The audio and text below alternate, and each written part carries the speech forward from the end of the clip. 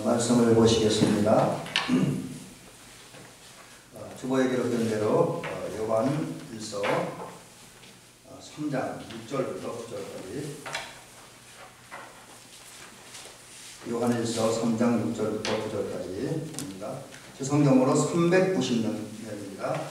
390년입니다.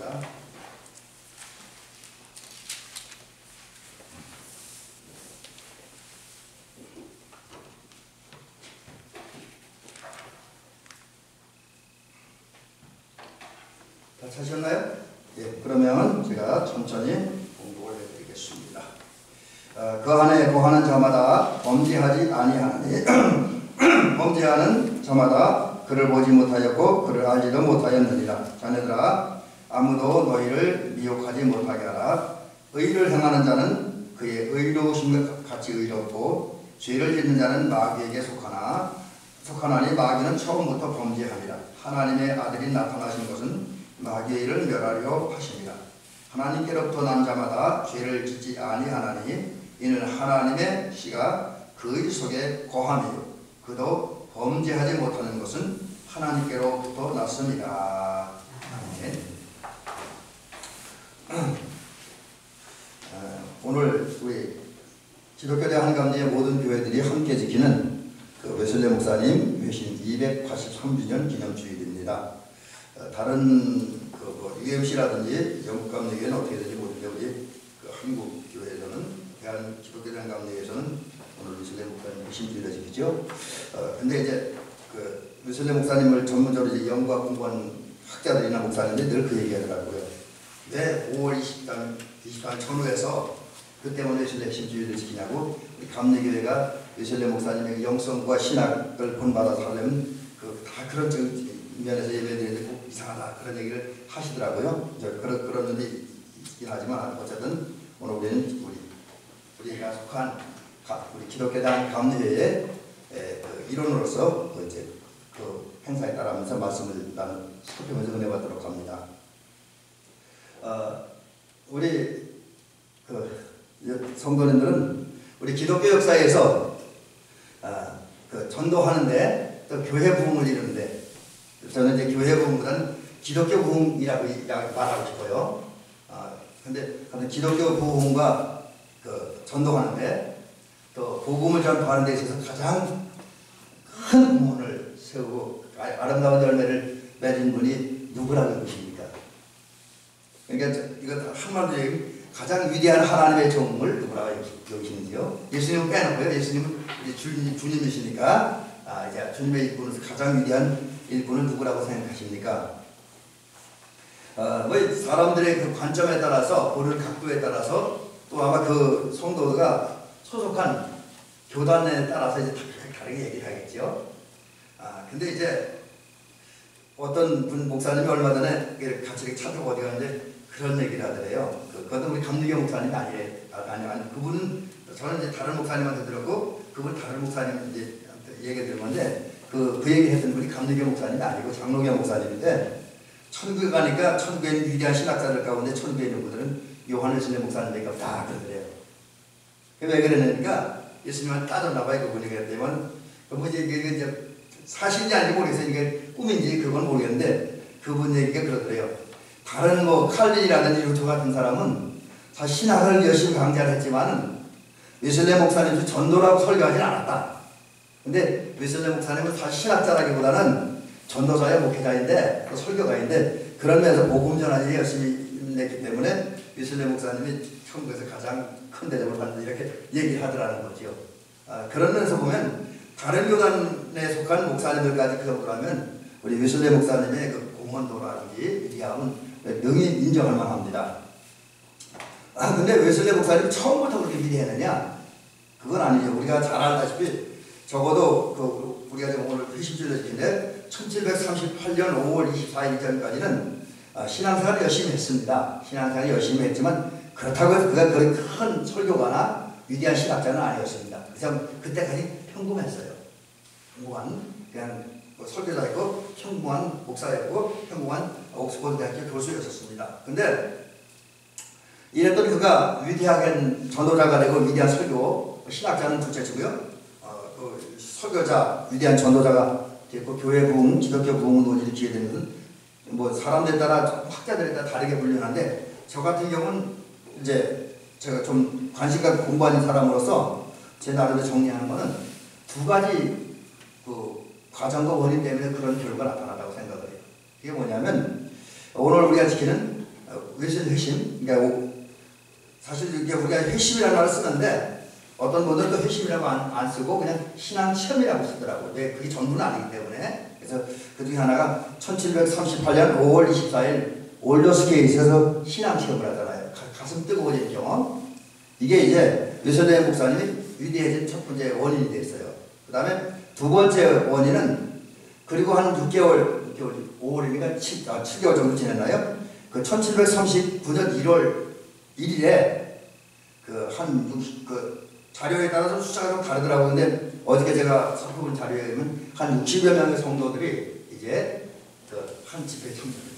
어떤 자료에는 뭐 20명, 30명이라는 그 자료는 좀 달라요, 통계가. 그래서 좀 헷갈리긴 하는데 어쨌든 뭐 많게는 60명, 적게는 한 20명. 근데 여기 참석자들이 보니까 그 바람드신 분들이 홀, 킨친, 잉함, 조지 휘필드, 허첸스, 찰스 웨슬레, 모라비안 교도들 이렇게 해서 한 60명 정도가 페터레인에 있는 한 집회에 참석합니다. 이제 그게 우리 저는 집회는 안 했던 거죠. 애찬회라 그러니까 뭐 식사하는 거잖아요. 성만사 들고 아마 그 자리에 참석했고, 근데 거기서 그냥 밥만 먹고 끝나는 것이 아니라 그분들은 밤에 모여서 계속 기도했대요. 몇 시간 기도했냐면 저녁 때부터 시작해서 새벽 3시까지 계속 기도했다고 합니다. 근데 그 기도하는 중에 갑자기 하나님의 능력이 강력하게 임했고, 그 하나님의 능력이 임할 때에 그 웨슬레 목사님 전번에 그 올더스계에서 가슴 뜨거워지는 경험을 했는데 여기서는 그것이 더 나아가는 거지요. 각종 성령의 은사와 능력이 임했다고 합니다. 그래서 그곳에 모였던 사람들이 공통적인 반응을 보입니다. 그러니까 올더스계 거리에서 신앙 체험은 웨슬레 목사님 혼자만의 체험이었습니다. 그래서 이것을 제가 저의 최근에 이제 은사라고 볼 수 있는 김동환 목사님은 그 웨슬레 목사님의 감정적인 회심이다. 신앙적 감정의 회심이다. 이렇게 얘기를 하고 있고요. 또 이 페터레인에서의 체험은 모든 사람이 함께 경험한 체험이거든요. 그래서 이분은 이것을 김동환 교수님 같은 경우는 영적 회심이다. 그렇게 하고 있고, 또 어떤 분은 이걸 갖다 웨슬레 목사님이 성화된 사건이다. 이렇게 얘기를 해요. 조금씩 하는데 하여튼 어쨌든 이것을 통해서 이 두 사건을 통해서 웨슬레 목사님 완전히 변화됩니다. 그 가지고 신앙과 그 사상이라든지 어떤 신앙생활의 모습들이 달라지게 되죠. 그 뒤로부터 이제 웨슬레 목사님이 열심히 다니면서 설교를 했습니다. 그래서 자료에 보니까 25만 마일 정도를 다니면서 설교를 했대요. 그러니까 저희가 거리를 계산하는데 실패해서 이거 워낙 숫자가 엄청나고 제가 말씀을 안 드리려고 했죠. 나중에 제가 정확한 자료를 구하면 제가 그때 알려드릴게요. 그리고 제가 지금 전도사 때부터 지금까지 설교를 몇 번 했는지 모르겠어요. 뭐 1년에 한 최소한 150번 했겠죠. 왜냐하면 주일 다 52번 하고 저녁 52번, 새벽 수요일 52번이니까 최소한 150번 했겠죠. 근데 그 웨슬레 목사님은 보통 하루에 4번 내지 5번 설교를 했고 평생 동안 91살 죽을 때까지 설교했는데 42,000번의 설교를 했다. 엄청나게 많이 한 거죠. 그런데 안타깝게도 이 설교들이 다 남아있으면 우리 저같이 이제 웨슬레 목사님을 공부하는 분들에게 큰 도움이 됐는데 지금 모르겠어요. 다른 나라는 어떤지 몰라도 제가 알고 있기로는 한국에 남아있는 문서로 된 웨슬레 목사님 설교는 150편이 남아있습니다. 그리고 그 150편 설교 가운데 웨슬레 목사님, 그 당시 영국 감리교 목사님들이 설교를 하게 됐고 또는 평신도들이 설교를 했습니다. 왜냐하면 교회마다 목회자 다 있는 게 아닙니다. 모자랐고 숫자가. 지금도 영국 교회 목사님들이 모자란데 수가. 그래서 많은 교회들이 주일날이 되면 목사님들이 예배를 인도하는 게 아니라 평신도 중에서 평신도 사역자로 훈련받은 분들이 예배를 인도한대요. 그 한 지역에 목사님, 교회가 5개, 목사님 3분밖에 안 계신데 그 목사님 돌면서. 그래서 영국 교회는 그 담임 목사님이 우리 이제 정 목사님 UMC 소속인데 거기는 어떤지 모르는데 영국 감리교회는 한 교회를 한 목사님 담임하는 게 아니라 몇 개 지역을 몇 목사님이 한 지역을 몇몇 목사님이 공동 다니는데 돌아가면서 설교를 한다고 합니다. 그래서 그러다 보니까 평신도도 그렇고 훈련받지 못한 목사님들 설교에 많은 문제가 있었다고 그래요. 그래서 이걸 본 웨슬리 목사님 이래서는 안 되겠다 해서 우리 감리교 목사님들은 이렇게 설교해라. 평신도를 이런 내용으로 이렇게 설교해라 해서 설교집을 만든 게 있습니다. 그 표준 설교라고 하는데 그 표준 설교가 영국식으로 이제 분류를 하면 40몇 편이고 미국에서는 그걸 53편으로 나눴다 그래요 다시. 근데 저는 이제 제가 공부한 게 44편이기 때문에 그걸 기준으로 말씀드려 봅니다. 근데 보통 이제 제가 웨슬리 목사님 회심주일 각 예배 드리는 거나 우리 지방 행사들 보면 저는 좀 속상해요. 왜냐하면 웨슬리 목사님 회심주일 한다 그러면서 또 그런 거 기념을 부흥한다고 해서 그런 어떤 그분의 신학이라든지 그분이 우리가 배워야죠 하는 게 아니라 일반적 부흥회나 일반적 예배를 드리는 경우가 많이 있어서 저는 뭐라 하지 하는 생각을 들 때가 있습니다. 또 많은 교회들이 이제 웨슬리 목사님 회심주일하면 웨슬리 목사님에 관한 얘기예요. 그때는 오늘 그 얘기를 하려고 그런 것이 아니라 그런 의미 없어요. 우리가 웨슬리 목사님 그 개인 그 인간은 우리에게 따라할 필요는 없잖아요, 그죠? 우리는 그분이 남겨놓은 말씀들 그리고 그분이 했던 사역, 그분의 어떤 영적인 열정 뭐 이런 거를 배우는 거죠. 그리고 그분들 살아가는 것이 중요하지. 그 웨슬리 목사님 한 개인이라는 건 우리가 그렇게 중요하지 않습니다. 그래서 저는 오늘과 다음 시간에 다음 주에 거쳐서 웨슬리 목사님 했던 설교를 직접 그대로 해드려요. 그래서 그걸 그대로 읽어드리는 게 아니라 제가 이제 한 5, 6년 이걸 공부했으니까 지금도 공부하고 있고요. 제 나름대로 정리를 해서 우리 여러분 알아듣기 쉽게 이렇게 얘기를 합니다. 그래서 오늘은 주로 좀 지난 얼마 주전에 반복되는 얘기들이 조금 발전돼서 거듭난 자에게 주어진 권세가 어떤 것이냐, 하나님께서 거듭난 그리스도에게 주신 권세가 무엇이냐, 이것을 좀 말씀드려 보려고 그러고요. 그럼에도 불구하고 거듭난 자에게 따르는 영적 위기를 살펴보면서 거듭난 자가 죄를 범하는 과정들, 원인들 이런 거 살펴보고 그걸 피하기를 살펴보면서 이제 거듭난 자의 특권에 대한 이야기를 하면서 우리 성도님들이 거듭난 다음에 거듭난 자로서 늘 승리하는 그런 신앙생활 하시기를 주님의 이름으로 축원합니다. 자, 이제 좀 더 본론으로 깊이 들어가 보죠. 주님은 사도 바울을 통해서 우리에게 말씀을 주셨습니다. 제가 자주 드리는 말씀인데 너희의 구원을 이루라. 너희의 구원을 이루라. 그렇게 말씀하셨습니다. 그러니까 구원을 이룬다고 하는 말은 구원의 정의를 알면 돼요. 구원이 뭐지? 근데 구원을 이룬다 하는 것은 내가 죄로부터 벗어나는 거예요. 그리고 죄를 용서받고 죄도 그뿐만 아니라 죄를 용서받았기 때문에 죄 때문에 다가올 형벌로부터 벗어나는 것. 그러니까 심판받지 않고 지옥 가지 않는 거죠. 구원하며 이르고 영생에 이르는 거죠. 그게 구원을 완성하는 거예요. 또 죄의 형벌에서 또 어떤 죄 두려움에서 뿐만 아니라 죄의 권세, 나를 죄를 짓도록 하는 그 모든 환경과 유혹으로 벗어나는 것. 이걸 이제 구원을 완성했다라고 이야기할 수 있습니다. 또 그 결과로 말미암아 내게 임한 하나님 나라. 그래서 내게 하나님 나라가 임했기 때문에 나는 철저하게 하나님의 뜻에 순종하고 하나님 예수님을 왕으로 모시고 그와 함께 살아갈 때에 구원을 완성했다. 그렇게 이야기할 수가 있습니다. 그런 상태에서 기쁘고 평화롭게 행복하고 자유로운 삶을 사는 것. 그래서 제가 간혹 여러분들에게 말씀드리지만 우리 성도님들의 신앙생활을 자유할 수 있게 주의 이름 부탁을 드립니다. 하나님 나라가 임한 사람은 자유해야 돼요. 얽매이지 말아야 돼요. 무엇에도. 기도하는 것도 예배생활하는 것도 물론 막 하는 게 아닙니다. 주님이 주신 자유를 마음껏 누리면서 행복하게 하는 거예요. 마지못해 억지로 기도하고 억지로 예배하고 억지로 헌신하지 말고 하나님의 은혜 감사해서 자유로운 분위기 속에서 예배하고 기도하고 헌신하고 봉사해야 더 그 가치가 있지요. 자, 이렇게 됐을 때 이제 우리가 구원을 완성했다 그러는데, 그런데 이런 구원을 완성하기 위해서는 성도들이 거쳐야 할 두 가지 과정이 있습니다. 근데 오늘은 그 두 가지 과정, 또 다른 말로 이걸 양대의 기둥이라고, 산맥이라고도 얘기하고 두 기둥이라고도 얘기해요. 근데 오늘은 그 두 기둥에 대한 얘기 잠깐 소개를 해드리고 그 중간 사이에 있는, 어쩌면은 정확히 부르려보다는 성화 쪽에서 가까이 있는 거듭남에 대한 얘기 좀 중점적으로 말씀드려 보려고 합니다. 자, 이제 우리가 구원을 완성하라 그러는데 그 구원을 완성하려면 우리에게 두 가지 필요합니다. 이게 양대 기둥이라고 그래요. 근데 우리는 이 두 가지 과정을 반드시 거쳐야만 구원을 완성할 수가 있습니다. 구원함에 이룰 수 있고 하나님 나라 백성이 되어줄 수 있다고 하는 것이죠. 그럼 그 구원의 양대 산맥이 뭐냐? 이게 그 양 뭐냐면 우리 여러분 다 아는 거 제가 몇 번 말씀드렸는데 오늘 좀 분류해서 소개를 드리는 거죠. 하나는 칭의, 그리고 하나는 성화입니다. 성화. 근데 성화하면 되게 어렵게 여겨지기도 하고 좀 부담이 되어지는 것도 사실이기는 합니다. 근데 이제 이 사람들이 오해하는 부분이 하나 있다라고 하는 거죠. 뭐냐면 이 성화하고 칭의는 비슷한 것도 있고 같은 것도 있고 다른 것도 있습니다. 그러니까 차이점, 유사점, 공통점이 있어요. 근데 어떤 사람들은 이렇게 생각을 해요.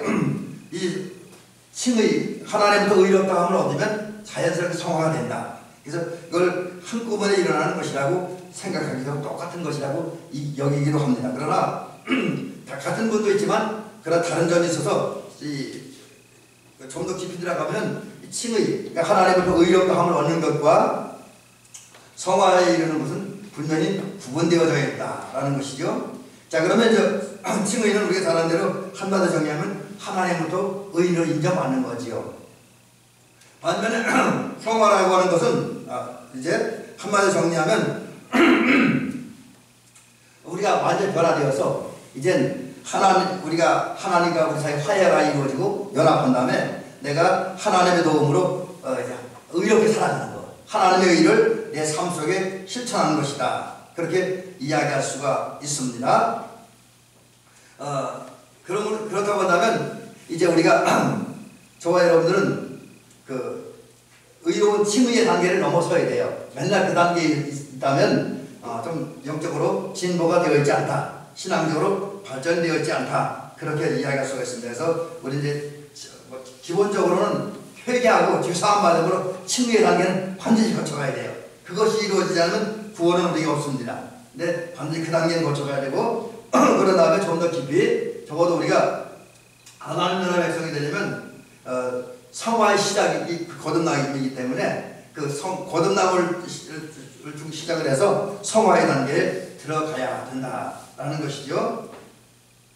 근데 이제 문제는 거듭남이나 성화 또 뭐 칭의, 이것이 눈으로 다 보이지 않아요. 드러나지 않아요. 여러분 우리 주변에서 같이 신앙생활하는 사람 우리끼리 잘 아니까 우리가 어느 정도 짐작을 할 수 있다 그러지만 주변에는 우리 예수 믿는 사람들을 볼 때 한번 자꾸 저 사람 거듭났어, 저 사람 칭의의 은혜를 얻었어, 그렇게 구분하는 거 쉽지 않지요. 우리가 다른 사람의 영적 상태를 점검하는 건 어렵잖아요. 드러나지 않기 때문이라는 거지요. 하지만 눈에는 안 보이고 말로도 설명하기 쉽진 않아요. 그렇지만 이건 엄연하게 구분이 되어진다라고 하는 거죠. 그래서 어떤 분이 글을 썼는데 이걸 보니까 이렇게 잘 표현했더라고요. 오늘 특별히 제가 성화에 대한 얘기 안 한다 할때는 거듭남에 대한 얘기를 한다는데 칭의와 거듭남의 차이를 이렇게 설명을 하고 있습니다. 어떻게 설명하면 여러분 아기가 이제 아기. 근데 아기를 어머니 뱃속에 있는 아기와 그 어머니 뱃속에서 출생해서 세상에 나온 아기를 비유해서 거듭나기 전에 그리스도인의 모습과 거듭난 후에 그리스도의 모습을 이야기하고 있더라고요. 아주 제가 이렇게 그 글을 읽으면서 참 적절한 표현이다, 그렇게 생각을 하고 읽었던 건데, 그래서 그 모습을 이렇게 한번 살펴보죠. 거듭나기 전에 그리스도의 모습, 아직까지 어머니 뱃속에 있는 아기의 모습이죠. 그걸 보면 여러분, 어머니 뱃속에 잉태된 아기도 생명체이죠. 그래도 사람이죠, 그죠? 그래도 사람입니다. 그래서 생명체를 가지고 있습니다. 그리고 그 뱃속에서 나름대로 호흡을 하죠. 물론 제가 인체를 연구하거나 어떤 생물을 연구하는 학자가 아니기 때문에 어머니 뱃속에 있는 그 아이와 태어난 아이의 호흡이 똑같다 다르다 그렇게 저는 얘기를 못하겠어요. 그건 제 영역 밖이니까. 하지만 분명한 거는 어머니 뱃속에 있는 아이들은 출생한 아이는 숨을 쉬는 건 마찬가지예요. 그러니까 어머니 뱃속에 있는 아이도 숨을 쉰다라고 하는 것이죠. 근데 그럼에도 불구하고 이 어머니 뱃속에 있는 아이는 아직까지 감각들이 살아있지 못해요. 그래서 어떤 이야기를 듣거나 보거나 말을 하지는 못하지요. 그냥 하나의 생명체로만 남아있는 거예요. 움직일 수는 없습니다. 이게 이제 어머니 뱃속에 있는 아이의 한계죠. 또 어머니 뱃속에 있는 아이는 어머니 배 밖에서 일어나는 여러 가지가 관계네요. 비록 직접적인 관계인지 간접적인 관계인지 그건 좀 따지기 애매하지만 그 어머니 뱃속에 있어도 그 아이에게도 어머니가 있고 아버지가 있잖아요. 그죠? 할아버지도 있고 할머니가 있으니까 세상 밖에 있는 어떤 그 관계는 맺으면서 떨어진 관계이긴 하지요. 그러나 그렇다고 해서 그 어머니 뱃속에 있는 아이가 어머니 배 밖에 있는 그 가족들과 대화를 한다거나 교제를 한다거나 어떤 일을 한다거나 또 그 아이가 어떤 자기 의지를 가지고 활동하는 건 불가능하지요. 그냥 어머니 뱃속에 머물러 있는 것 뿐입니다. 근데 이 아이가 10달이 지나서 이제 출생을 하면 이야기가 달라지기 시작합니다. 그때부터는 어떻게 달라지냐면 이 아이가 태어나면 처음은 아니겠지만 점차 몸에 힘이 붙지요. 그래서 움직이기 시작하잖아요. 울기도 하고 웃기도 하고 또 조금 더 지나면 이 아이에게도 감정이 생기잖아요. 자기 감정을 표현하기도 하고 또 그 울음을 통해서 자기 의사를 표현하기도 합니다. 또 이 아이가 태어난 다음에 이제 점차 시간이 지나면서 자기 의지를 따라서 자기 생각에 따라 움직이기도 합니다. 그리고 자기 앞에 비춰오는 빛을 통해서 사물을 분명하게 인식을 하잖아요. 보잖아요. 느끼잖아요. 판단하잖아요. 그래서 이제 이 어머니 뱃속에 있는 아이는 그냥 하나의 생명체로 존재한다고 한다면 어머니 뱃속에서 태어난 배 밖으로 나온 출생한 아이는 자기 의지와 감정을 가지고 보고 느끼고 말하고 행동하며 살아가는 그 생명체로 변화가 되는 거죠. 이게 이제 이런 것을 거듭남이라고 얘기를 하는 거죠. 그래서 이런 모습으로 거듭나기 전과 거듭난 전과 후의 모습을 비교하면 이렇게 정리할 수 있을 것 같습니다. 먼저 거듭나기 전의 인간도 일단 하나님으로부터 예수님을 믿었고 하나님도 의인이었기 때문에 하나님의 백성, 하나님의 자녀, 하나님의 생명을 가진 사람인 것은 분명합니다. 거듭나기 전에도 그 안에 믿음이 있으면 뭐 온전한 믿음이라고 그러긴 좀 그렇지만 그 안에 믿음이 있으면 생명이 그 안에 있어요. 그도 하나님의 자녀이고 하나님의 백성입니다. 그리스도인이에요. 근데 그 사람은 아직 거듭나지 않았기 때문에 다른 말은 영적인 역사, 성령 역사가 그 안에 없기 때문에 하나님을 몰라요. 하나님을 느끼지 못합니다. 자기를 향한 하나님의 사랑과 하나님의 능력의 크기를 알지 못해요. 자기를 도우시는 하나님의 손길을 느끼지 못합니다. 영적인 호흡, 다른 말로 기도가 되어지지 않지요. 찬양이 되어지지 않습니다. 그리고 하나님께서 자기의 베푸는 구원과 하나님의 자기의 주신 그 자유, 평화를 알지 못합니다. 그냥 하나님의 생명을 가진 존재로만 남아있는 어머니 뱃속에는 아이와 같은 존재예요. 그래서 여러분, 우리가 신앙생활하는 가운데 지금 내가 거듭나기 전의 모습이어서 믿음은 있고 하나님의 자녀가 분명한데 하나님의 은혜도 사랑도 모르는 백성이 아닌가 한번 우리가 우리 자신을 돌아보고 살펴볼 필요는 있다라고 하는 것이죠. 자, 반면에 이제 그 아이가 태어나면 달라지듯이 그 하나님의 생명을 가졌던 이 사람이 거듭나게 되면 달라진다는 거죠. 지난주가 전전주죠. 전전주에도 말씀드린 것처럼 이 거듭남은 성령에 의해서 시작이 되어지고 성령에 의해서 진행되어지고 성령에 의해서 완성이 되어진다고 하는 거죠. 그럴 때 이 사람에게는 변화가 일어납니다. 그 전에는 믿긴 믿었는데 막막해요. 그냥 내가 믿는 믿음이 뭔지 잘 몰랐는데 이 하나님의 성령에 의해서 거듭남의 은혜를 체험하면 내가 믿는 것이 무엇인지를 확실하게 느끼고 알게 되고 경험하게 되어집니다. 또 그 거듭났기 때문에 성령이 역사하기 때문에 이제 성령이 내 안에 와서 역사하는 관계로 나를 향한 하나님의 은혜와 사랑이 얼마나 큰지를 알아요. 나를 향해 베풀어 주시는 하나님의 능력이 얼마나 큰지를 알게 되어집니다. 또 그때부터는 이제 내 영이 숨을 쉬기 시작해요. 내 영이 숨을 시작해요. 그래서 기도를 하게 되고 찬양을 하게 되고 봉사를 하게 되어집니다. 믿음의 귀가 열려요. 성령 역사에서 거듭나면 믿음의 귀가 열림으로 내가 너를 사랑하노라, 내가 너와 함께합니다, 내가 너를 도와주리라 하는 주의 음성을 듣습니다. 그 귀가 열려짐으로, 믿음의 눈이 열려짐으로 나와 함께 하시고 나를 도우시는 그 예수님을 믿음의 눈으로 보기 시작합니다. 자, 그리고 그때가 그것이 이루어지는 것부터 늘 하나님과 함께하는 삶, 하나님 교제하는 삶, 하나님과 동행하는 삶을 삽니다. 그래서 이때부터의 삶은 정말 행복한 것이지요. 바울 사도가 그랬잖아요. 바울 사도가 구원함을 이루고 특히 회심의 이후에는 얼마나 감사한지, 그 빌립보 감옥에서 이제 갇혀 그 매를 맞고 이제 착고에 채워진 상태에서 죽음을 기다리는 그런 절망적인 상황이 되는데도 불구하고 밤중에서 얼마나 기쁘고 감사한 기도하고 하나님을 찬미했다고 했잖아요. 바로 그런 상태로 변화되어지는 것입니다. 자, 이 정도로 되면 이게 거듭남인데, 그럼 이렇게 거듭난 자에게 어떤 특권이 주어지느냐? 이제 저는 오늘 결론으로 이 말씀을 드리려고 합니다. 어쩌면 이 얘기를 하면 그게 어떻게 인간으로 가능합니까? 적어도 양심적인 인간, 또 예민한 영성, 감각을 가진 인간들에게는 그 이야기를 할 거예요. 그게 어떻게 가능합니까?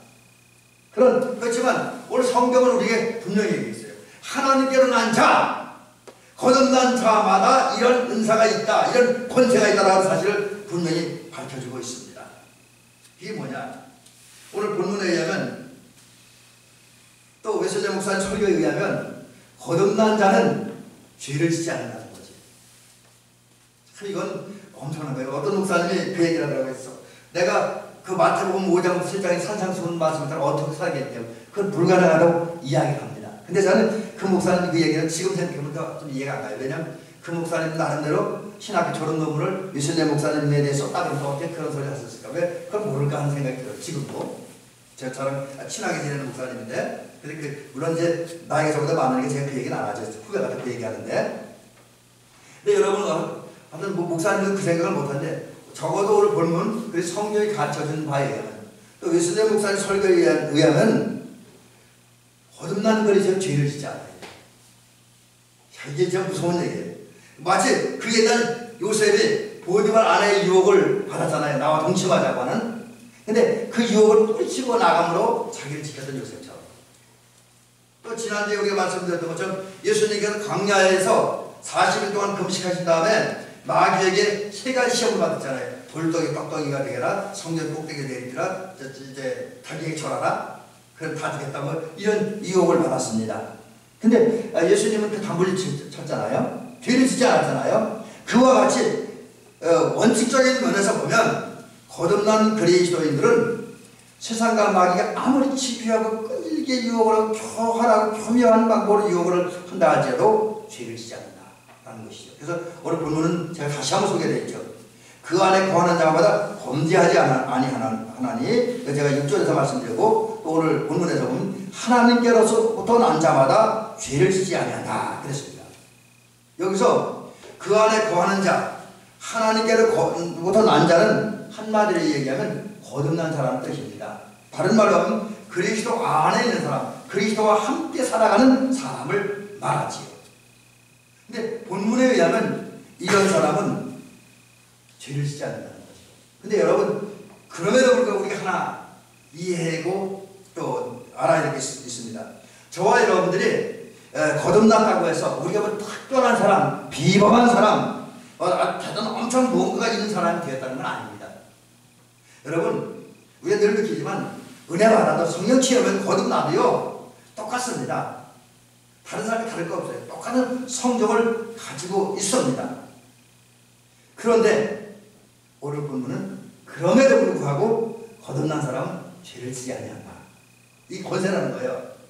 여러분, 그래서 우리가 매 순간은 아닐지라도 적어도 어떤 순간에 나를 유혹하는 마귀의 유혹, 세상의 유혹, 사람의 유혹을 받았을 때에 우리가 그 유혹을 단호히 물리치고 성도의 길을, 신앙의 길을 걷고 있다고 하면 그 순간만 해도 거듭난 증거를 가지고 있다. 그렇게 이야기할 수가 있습니다. 그 사람 거듭난 백성으로서의 특권과 권세를 입는 거예요. 여러분 물론 사람이니까 때로는 실수도 해요. 근데 오늘 여기 죄를 짓지 않느냐 안 하는 말은 또 살펴보면 그런 거에 다 포함하는데, 여러분 우리가 거듭나서도 순간적인 죄를 짓지만 거듭난 사람은 거기 빨리 돌아오는다는 장점도 있습니다. 또 어쨌든 우리 거듭난 그리스도인들도 똑같아. 다른 인간이 똑같아. 그럼에도 불구하고 죄를 짓지 않는다. 왜 그러냐? 이제 마지막 얘기를 오늘 이 얘기가 끝난다고 봅니다. 왜 우리가 죄를 짓지 않느냐? 우리 잘나서가 아니라 오늘 본문에 의하면 특별히 요한일서 3장 9절에 보면 이제 그 중간쯤에 있습니다. 첫 번부터 다시 한번 읽어드리면 하나님께로부터 난 자마다 죄를 짓지 아니하나니. 아멘. 그 다음에 뭐라고 되냐면 이는 하나님의 씨가 그 속에 거하며요. 여러분 거듭난 자가 죄를 물리치고 자기를 지킬 수 있는 건, 그래서 의롭고 거룩한 생활을 할 수 있는 건 자기가 달라서가 아니는 거죠. 하나님의 씨가 그 안에 있기 때문이다. 여러분 안에 하나님의 씨가 머물러 있으므로 그 하나님의 씨의 영향력으로 힘으로 권세로 죄를 이기는 권세가 있기를, 그런 성도가 될 수 있기를 주님의 이름으로 간절히 부탁을 드립니다. 그래서 거듭난 자의 권세를 마음껏 누리며 사시기 바랍니다.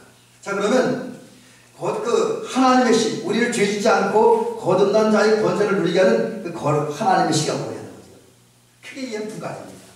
뭐 여기 성서학자들 여러 가지 얘기를 했는데, 그럼에도 불구하고 많은 성서학자들이 공통적으로 얘기한 두 가지예요. 근데 이게 진리예요. 사실이에요. 뭐냐면 그거는 성령이에요. 성령. 우리를 거듭나게 해서 성령이라고 예수님께서 말씀하셨잖아요.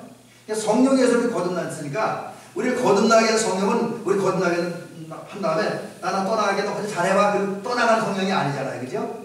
주님께서 분명히 약속하지 보혜의 성령을 함께 하겠다고 약속했잖아요. 요한복음에서. 그러니까 성령이 우리를 거듭나게 하는 후에 늘 우리 안에 계셔요. 그 성령이 계시니까 우리가 죄를 짓지 않는 거죠. 왜냐하면 성령의 역할이 뭡니까?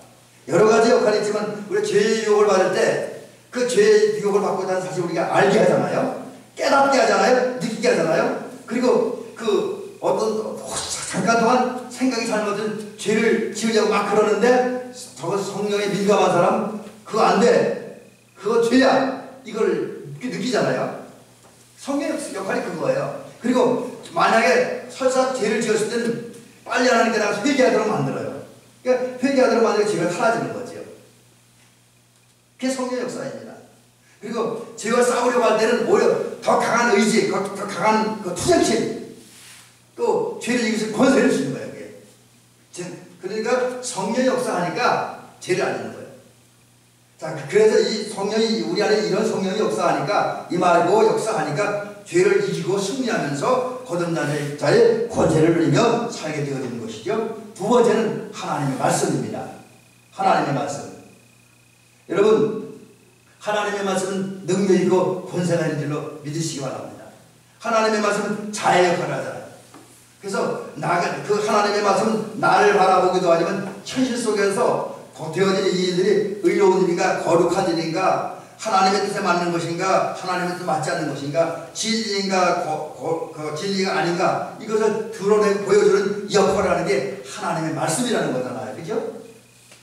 또 그 하나님의 말씀은 그런 나를 드러내기도 하지만 나를 수술하잖아요.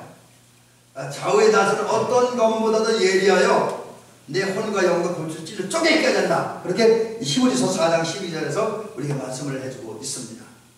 또 하나님의 말씀은 우리로 하여 구원을 완성하도록 하기 위해서 책망과 바르게 함과 의로 교육하게 유익한 하나님의 말씀, 우리에게 구원에 이르는 진리를 가르쳐주는 그거의 하나님의 말씀, 하나님 나라에 이르는 길을 알려주는 그게 하나님의 말씀입니다. 근데 이런 말씀이나 씨와 성령이나 씨가 우리 안에 있기 때문에 그러니까 세상에 와서 우리를 죄짓게 그 아니 영원히 죄짓고 영원히 지옥 가도록 유혹할 때 이기게 만들어준다라고 하는 거죠. 그래서 여러분의 마지막 결론은 그겁니다. 대한민국 성도님들 하나님 앞에 늘 기도하십시오. 성령이여 내게 늘 임하시옵시고 나를 이끌어주시고 보호하시고 인도하옵소서. 또 성령 하나님 진리여 내 안에 오셔서 늘 말씀이 내 안에 기억나고 생각나고 그 해석되고 깨달아지고 그 말씀을 실천하신 능력을 주옵소서. 또 그 말씀을 내 삶의 현장을 만난 상황에 따라 적절하게 활용하신 능력과 지혜를 주옵소서. 끊임없이 기도하시기 바랍니다. 그러는 가운데 그런 성령의 역사와 그 말씀의 역사를 통해서 내가 죄를 이기고 의의 길을 걸어가는, 그래서 거듭나는 특권 거제를 누리고 살아가는 은총을 허락하여 주시옵소서. 그런 성도들 되시기를 주의 이름으로 간절히 부탁을 드립니다. 아마 그러노라면, 사모하는 마음을 그러노라면 우리 함께 하시고 우리를 도우시는 하나님, 그분은 성령을 우리에게 보내시고 또 말씀을 우리에게 채워주시고, 그리고 그것이 우리 안에 역사하게 함으로 어떤 상황과 어떤 가운데서 뒤지지 않고 죄와 싸워 이기고 죄를 물리치고, 그리고 그 결과 거듭난 자의 권세를 가진 그리스도인이 되게 하실 줄로 믿습니다. 이러는 저희끼를 주의 이름으로 축원합니다.